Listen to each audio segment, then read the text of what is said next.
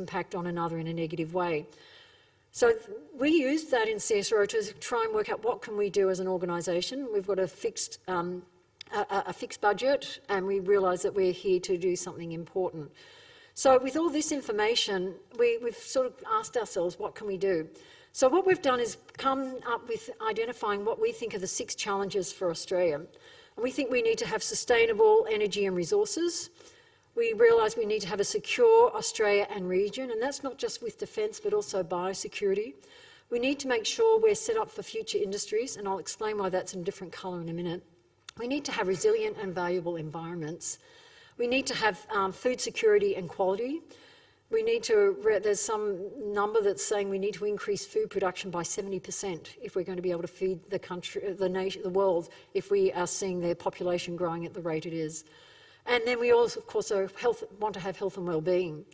But the thing that's really interesting with all those major challenges, every one of them to have a solution is going to require a whole new business, a whole new industry. And so there's the potential for creating the new industries, companies, businesses in order to be able to deliver on that. For example, the Great Barrier Reef, that's the size of New Zealand.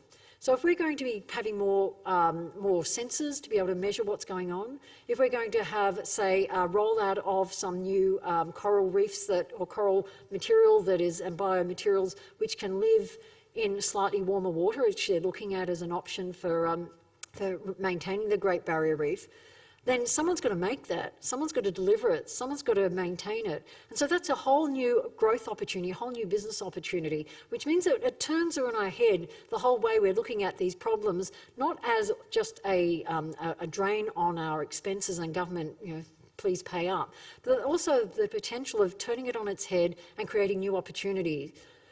So these problems are big, and if we could have solved them, we would have already. But the problem is that that we can't, because the problem is so great and the issues are so interconnected. And one of the things we're beginning to realise is that we need to make the most of digital capability with domain science to use all that data, which we're calling sort of like the new oil, so that we can have massive integration of diverse data sets, so we can have new breakthroughs, that we have sensors and automation to be able to feed real-time information so we can have decision and actions happening. For example, our people in Land and Water in CSIRO said that if we had had the Murray-Darling Basin all censored up and had that way of being able to get that information with the sort of machine learning to understand that what that is telling us, we could have actually had a digital twin that said, let's just test if we flush the river by letting go some water from the dams, clean it out like we do with a toilet, and we would have been able to prevent that influx of fish deaths. That would have, and then we would have been able to model what were the unintended consequences by having a digital twin. That's sort of like having a description of a situation in a computer, so you can test things. So you have making sure that your data is critical and contested, that it's correct, that we actually make sure that we avoid having data monopolies, which we're seeing with Facebook at the moment, where they're holding data, which means that people can't access it, to be able to make sure that we've got that openness to be able to control things so we don't have these unintended consequences or things which may lead to control that have outcomes which may not be best for society, and that we live in a world where we have a digital ecosystem so that we have a cooperative approach. So these are the sorts of things which we think are needed now as we're venturing into how all this data can be used in new ways. The thing is that this all requires artificial intelligence, and DARPA, which is a US defence sort of futuristic science group, have identified a list of priorities last year, and they said artificial intelligence is absolutely critical. Because if we're going to do and work and succeed in answering and solving these problems, we have to do it at a faster pace. So these new tools are going to affect the way scientists do their work. And this is something that's a bit scary as a scientist.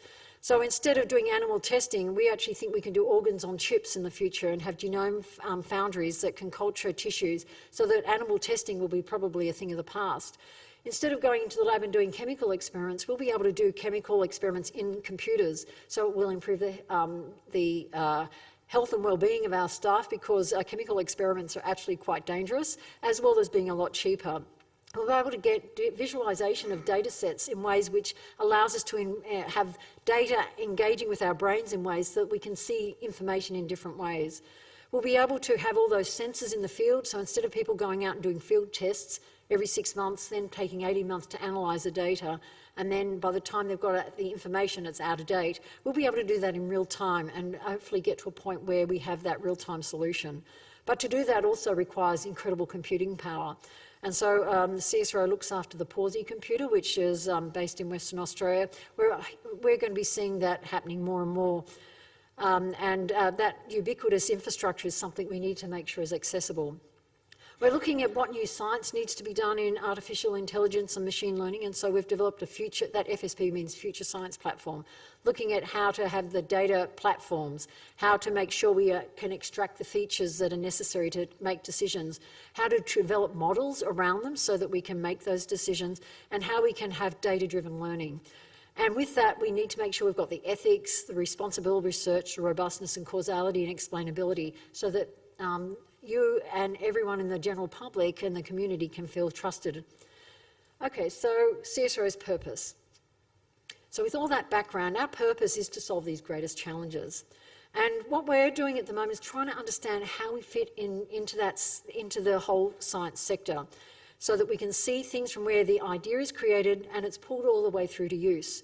So this is sort of something we're putting out there at the moment to try and make sure that all the different research organisations aren't just put into a blender and come up with a mishmash of stuff, but we each have our part to play so that universities are really good at doing pure and basic research, with some of it being applied and taken all the way through. CSIRO at its best is where we're seen as doing some original research or some of that pure and basic stuff, but seeing how it's brought all the way through and applied and taken to scale so it's able to deliver on these challenges. And then we've also got the cooperative research centres which link universities, government labs and industry together. And then what we're hoping is by pulling that together with much better setup and recognition of who plays what role, we're going to see better ecosystems of work, people working together. We're going to see better outcomes and delivery of the investment into something which will make a bigger difference. So we'll be able to have that coherence and scale. We'll be able to create networks that we can make sure we have all the right skills in the right place and hopefully accelerate that innovation. But it requires us to operate instead of a whole lot of individual groups doing their own thing, working together in tandem as a cooperative or an ecosystem. So I'd like to say that research was really simple, and you come up with an idea and then you do an experiment and then maybe you cure cancer.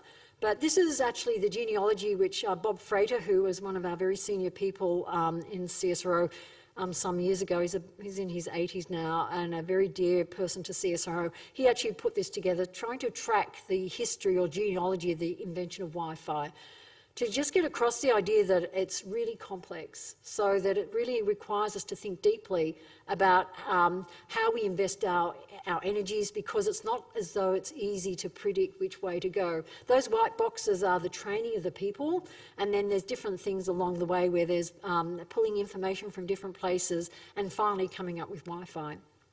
The other is also that we've found too that you start small. So small projects lead to is where the disruption happens, but the impact comes about by actually having large things at scale. So we want to make sure if we're going to solve these problems that we're not just working on our own, but we're part of pulling together the world's best teams. We want to attract talent. We want to have that scale and focus. We also want to inspire the nation. We want to provide the confidence for students choosing a career. We want to see that we're the land of startups, so 97% of companies in Australia are startup companies. 70% of those have less than 20 people. So we want to inspire people to actually start their company and start translating work from the laboratory by starting up businesses and having it happen here. We realise that focus is needed. I need that linking the sector is needed, and if we do all that, I actually think we're going to address these problems and have the impact that we have. So CSIRO has a track record of doing that, and this is something we want to do better at. We are able to work on the strategic priorities. We have lots of customers. We work with lots of small businesses. We interact internationally. We actually are able to leverage Australian money with money from overseas, which is important. And we work with all the different people I've listed there. But remember, to deliver on any mission requires us to have a chain of small businesses that link together to provide things, from whether it's a sensor, whether it's a logistics, whether it's a maintenance. And so one of the things we're also doing is working closely with industry. So for example, up in Sydney, we have a collaboration hub. We've got a number of them, but this is one example where we have had 4 companies who come on, they turn around, they've at the moment a head count of 150 people, and our star child is Baraha. In 3 years, they've gone from 2 guys in their garage, now employing 100, well over 100 people. And they're creating a LiDAR system for autonomous systems, and they're going to take over the world. And it's just so exciting to see all these young engineers working really hard on a mission of trying to create a whole new business. We actually think it's sort of going to be one of those ubiquitous capabilities and products which will have Baraha inside. Baraha just means a pack of cards in Spanish.